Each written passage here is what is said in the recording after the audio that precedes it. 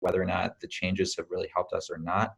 But if you're not using them, you're not demonstrating to your organization, to your payers, to anyone else who's interested that these types of more behavioral medicine interventions are actually happening.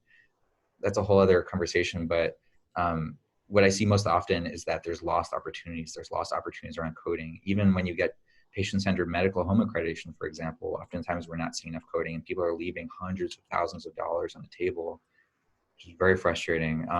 But oftentimes it's a reflection of just not having the expertise, not having the staff. And if you're doing integrated care for the first time and you have an existing primary care or behavioral health clinic, I would bet money that your coders are not up to date on the best practices for coding for integrated care visits, which are unique. And it's a great opportunity to work with your payers, to work with others, to consider doing, a lot of payers are doing really innovative work around pilot programs and kind of helping with startup and really collaborating, because what we see is there's there's improvements in costs, decreased ED utilization, improved provider satisfaction, improved patient satisfaction, decreased burnout, so overall decreased costs to the service when you're not having to replace your providers all the time, and increased productivity because you're seeing more patients. It's a win-win-win, but it's an investment.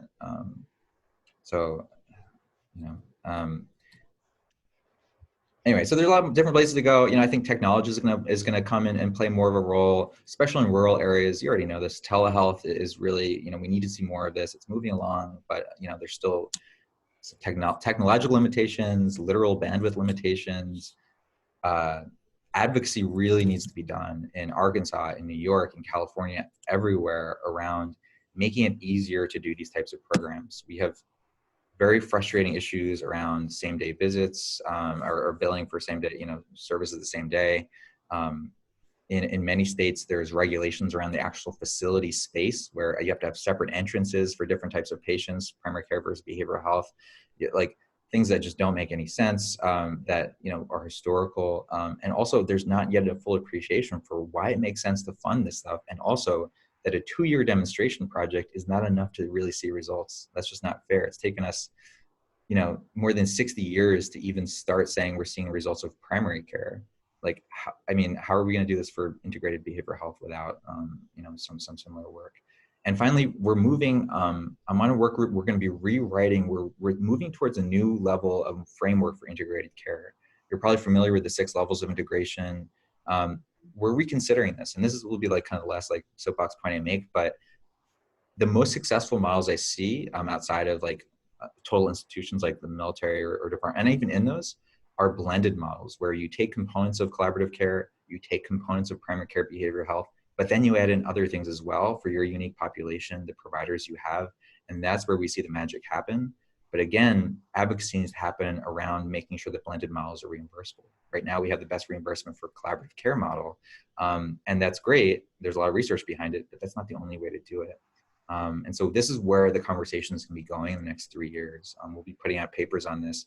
We'll be doing, working on testimony and everything in this area. I'd love to, see this happen, and advance this in Arkansas. We have that link at the top left there will take you to our report on behavioral health integration that has key recommendations for your state on doing this that you can apply for, anywhere. We did it in New York, but it's the same kind of stuff. So that's, that's what I'll say. I know you mentioned there's people who are kind of heading off, but there's opportunities here for everyone, for payers, for policymakers, for clinicians, for leaders, for community members. There's so much to be done, and we're really just now getting excellent momentum, and it's time to capitalize on it. I'm curious, Andrew, I have a question, and this is Kim Schiller in Arkansas. My question is thoughts on how we can truly advocate to move this model forward. We've definitely been trying. We have developed APIN, we're doing these calls, but one of the things that I personally notice is a lot of times when we're looking at an organization or a system, the leadership doesn't truly understand or have buy-in sometimes. And so how do we help move this along? Any thoughts? Yeah. So that's another common one. Actually, we developed I have like a pre-made PowerPoint deck that you can literally, it's a template and you drop in your organizational information into it. And it's called like something like making the case to leadership for integration. So I'm happy to, if you send me a ping to pull up the link for that. It's, again, it's free. It's through our, the old iteration of our SAMHSA Center. But I don't know if it's on there, but I can just send it to you directly. Yeah. It's a great tool to think through this, but you know, I think it's also appreciating that data is not just enough. You know, like we're moving towards this kind of big data culture, but you know, making the case, usually what it is around, I find it's around saying our PCPs are struggling. You know, we don't have enough time for visits. You know, we need to increase productivity while improving patient care. You know, we have unnecessary ED utilization. You know, we're trying to improve efficiency, and also, look, we're getting dinged because we're not getting enough movement on these measures. We're not getting movement around diabetes. We're not getting movement around depression screening. This is the person that helps with that. You know, this is what we'll see. And here's examples of other, you know, you provide other examples of other clinics that have done this. But you got to get them to give you the time to do it and to understand this. So like, that's kind of where that initial presentation comes in.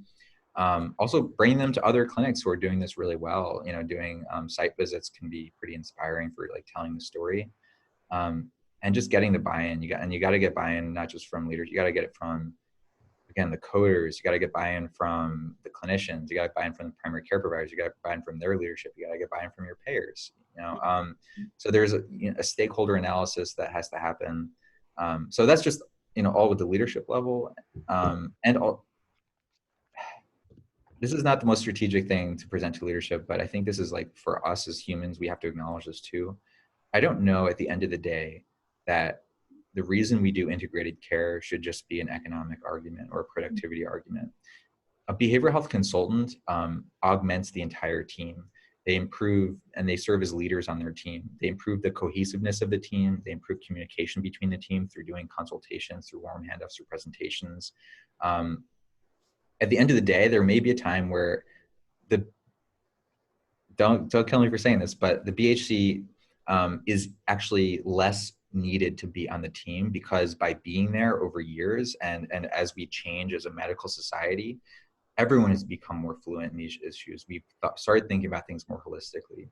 You know, that's not going to happen now or anytime soon, but you know, it's improving the abilities of everyone. So there are these things, they're selling points, but it's better care. You know, if we were saying, you know, people are dying of cancer, the answer wouldn't be, well, how can we save money if we're delivering them cancer drugs? You know, is that decreasing their ED utilization rate? Like, and that plays in, but that's not the conversation. It's how do you provide better care? How do you help people live better, fuller lives while also addressing the other parts that are contributing to their care? If I'm depressed, if I'm homeless, if I'm having food insecurity issues, giving me a bottle of insulin and telling me to take metformin isn't going to do diddly, you know? And so that's, I don't know, it's complicated, but, and if you're doing this really well, bring in your state assembly people, bring in your senators, bring in whoever you can. They get free press out of it. Take pictures with them, show them this cool clinic design that you're doing, get them excited about it, and they'll also do it. Do it the same thing, you know. I think, you know, and I don't know payers on the line who may have different experience with this, but I find that sometimes clinicians and clinics in general almost have this like separate relationship where they're like, the payer is someone over here. We have to kind of just send them data and make sure that they're, you know, paying us. The payers are saying, well, we're asking for it, but like bring them in, have them come do a visit. Get them, as they need to be your partners in this, because it's in everyone's best interest. And I've been hearing more and more from big, you know, Blue Cross and others, they're interested in this. It's not like they're not seeing the value of it. They need you to help them see, like, what does it actually look like? And then how does that translate into something that they can kind of see and munch on? So I think we're all kind of in on this now. It's just making sure everyone has a seat at the table. That's really well said. And it gets back to the people. And one of the great things is we wouldn't even be sitting here today if we didn't have support from our payers. And I know that we have somebody from Blue Cross on the line and other places. So definitely we have that support. We're just still trying to figure out how all of us can come together. But this has been at least a 4-year process that ABN has come into Yeah. You know, but it's been through these relationships that we're growing. So huge points. Yeah, it's got to be, it's a partnership, and it's no longer this like us versus them kind of stuff. Like it's not going to work that way. And you know, everyone, you know, like I'm glad that Blue Cross goes. I didn't even know that, but that's one of my examples. You know, they've been a great support of this, you know, nationally, and you know, and even, you know, more localized folks too. You know, it's now, it's just like you said, it's doing the organizing, and really scaling this up. I think that there's the opportunity. Yeah.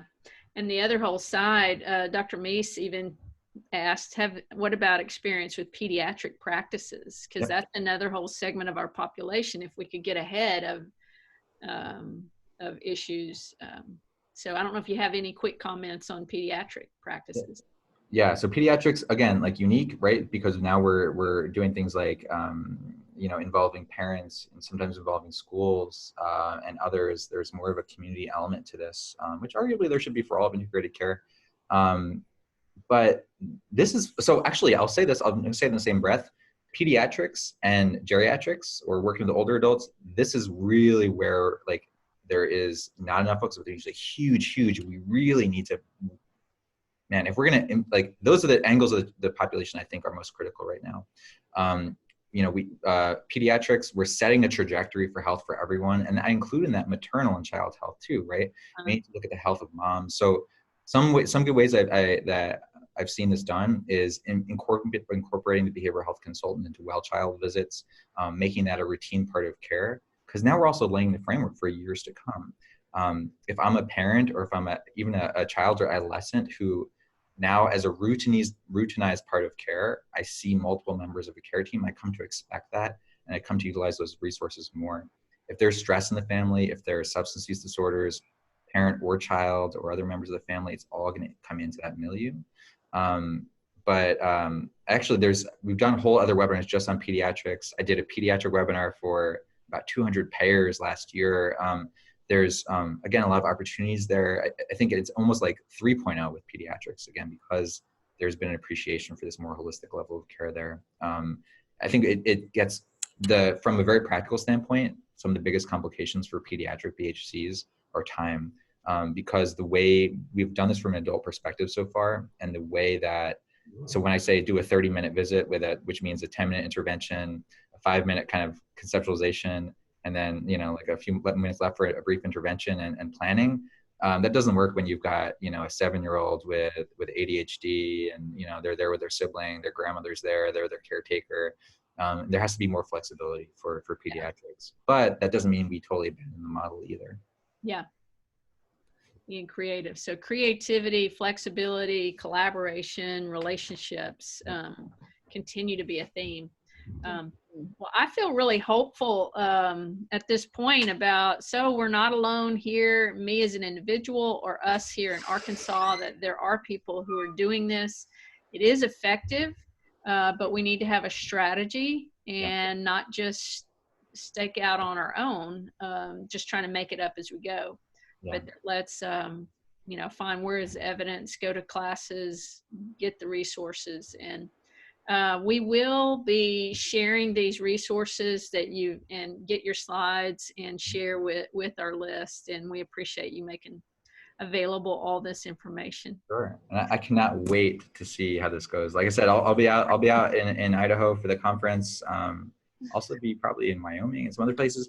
But Patty, if I don't get an invitation to your AIBHN conference, I'm going to cry, because this is so exciting. I can't wait to see where this goes. There's so much.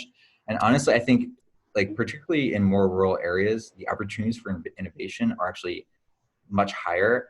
And I've seen more innovation happen there than I have in places like New York City or LA, or, like, you know, big urban areas where we work. There's more creativity, and folks are more used to saying, you know, we've got only so many providers, we've got so, you know, this much, but we're going to make it work. And that kind of tenacity I actually love working. This is much more exciting to me than the stuff we're doing here in the city or anything like that. So I cannot wait to see what's happening. Well, we will definitely be in touch with you on that. And I will probably definitely hire you in just a few minutes for a personal consult. but there's a lot of need here, and we appreciate your time today. Kim, I don't know if is there anything else that you're needing to say? Or? No, I just wanted to let you all know, probably the last 30 minutes I was able to get the recording working. So my apologies again for the technical difficulties. Andrew, thank you. You did an amazing job. You highlighted lots of the issues that we're facing here in Arkansas. I just wanted to echo, I know Braden and I, we've worked together, but truly we have to seek out individual trainings and look at some of the sites that Andrew is talking about, because there is a lot of free training opportunities out there. But it's taking time and watching the webinars and really investing in order for this, because like any other education, it takes time and patience and dedication, but it's overwhelming. You know, there's so much out there. It's like, oh my gosh, like that's actually, I think, the most common issue. Like we're almost like an information overload. And so that's why I like having these conversations, because it's like, okay, we're gonna start with one thing. Like these are the key areas where we need to start down. Like I think that's kind of where we've got to connect all of this stuff to then what needs to happen, and then who needs to be at the table, where are we going to start. So like, we just got to figure out where to start, you know? Yes. Point A. Okay. Well, that's great. Well, thanks for your time, Andrew and Kim and everybody, and appreciate the comments and things that are shared. And our next meeting is in 1 month, the second Thursday, and Kent Corso will be presenting on management of suicide in primary care. And I've heard this a few times, and it has been a really interesting approach to how to manage ambivalence about life and living. And it's not your same old suicide assessment program. So that'll be in 1 month. So. Yes. He is the #1 person in the entire world that I would go to talk about suicide and integrated care. So yes. I'm excited to hear that. Yes. Great. Wow. All righty. Thank you. Thank you again, Andrew. Alrighty. Talk soon. Take care. Have a great